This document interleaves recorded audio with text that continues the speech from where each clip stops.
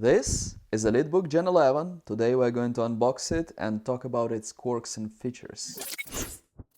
This 5 in the end basically means it's AMD, when it's 0 it's Intel. Even though it's 11th gen, it comes with a 7735U CPU, which one is kind of older to be honest with you, because Intel models come with the 14th gen. As always, poor packaging from HP. I can even kind of feel laptop there. Very weak and poor packaging, and HP doesn't learn, I don't know. Some of them get damaged. Same kind of weak packaging. This is 645 model. 4 means it's 14 inch. We have 65 watt HP charger here. 65 watt is okay. I was hoping it's not 45 and it's 65, which is fine. I didn't expect more, to be honest with you. And we get some papers and warranty, and that's all the protection for the Elitebook. HP seal over here. It feels kind of light. I was expecting it to be normal weight. It feels light. The design here on the corner looks kind of similar to Envy, to be honest with you, but Envy is like twice the weight. Let's look at the ports. We get micro SD card slot, USB-A. This is RJ45, Kensington lock. Says Elitebook here. And on the other side, we get HDMI, we get another USB-A, and we get 2 USB-C. Says 40 gigabit per second, also headphone input. This is amazing that you get all the ports in there.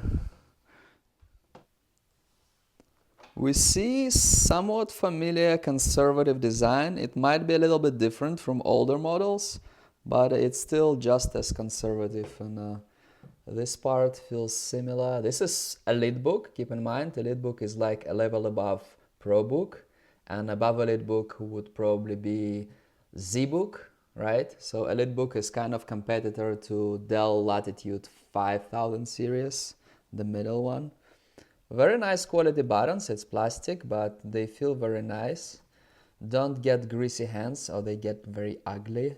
Obviously no numeric buttons over here, but it's 14 inch. They, I think, never come with the numeric buttons. We have a fingerprint reader. It comes with a backlit keyboard.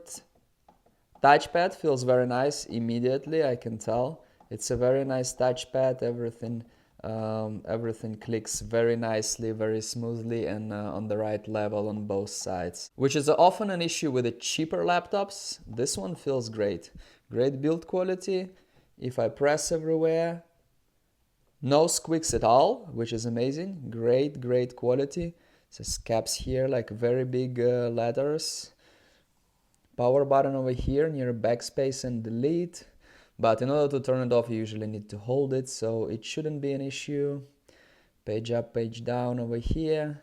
It's a little bit cramped for me. I would prefer to have like empty space or bigger these arrows. I like the font. Look at this font. The arrows and everything. The font is amazing. Looks very nice. Looks very nice. On the other hand, it may look like very basic for some people because it has no fancy stuff. But this is a business laptop. It's for work. It's not for, like, definitely not for gaming. If we look at the bezel, we get cheap plastic over here, average size bezel, nothing special, not much over here. Some come with very like tall bezel here, so it doesn't feel bad. This camera looks good. Camera shutter looks nice. There should be some flash in here and everything. We get a small HP logo over here. Nice. We get serial part number and everything here, and screws. This screw looks off-center.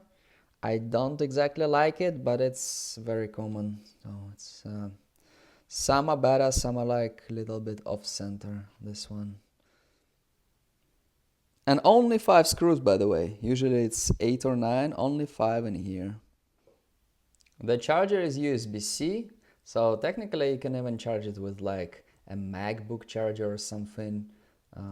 Those USB-Cs are like kind of universal, but I would use this one, the one that came with it. Just to show it, I'm gonna try to charge it with the Lenovo ThinkBook charger. I charge my Dell XPS with it. I plugged it in, shows yellowish kind of light. Turn on. Once a keyboard lit up, you'll see Windows loading.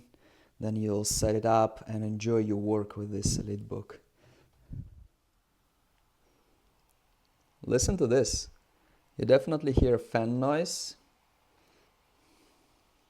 Overall, the quality and everything feels great. It's, I think, a little bit better than older models, like a little bit of a progress here.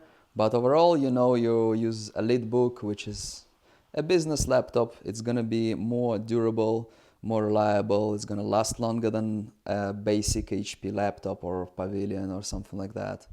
They come in many different specs. Some can be with touchscreen, some can be with 16, 32 gig RAM, different CPUs. So if you buy it at hp.com, you can spec it to what you like. It's a good business laptop, durable and reliable. I think it's a little bit better than older models. We get this like line over here. Looks a little bit more modern than older models, but still very, very conservative. It's kind of expensive. Buy when it's on sale. They go for like 50% off. You can especially get a good deal on AMD models. Those people who buy Elitebooks or ProBooks, they do not like AMD for whatever reason. So I suggest AMD over Intel because AMD go much cheaper on sale sometimes. Just compare the CPUs to Intel performance and see what's good, because AMD with their new like lineup and everything is a little bit confusing.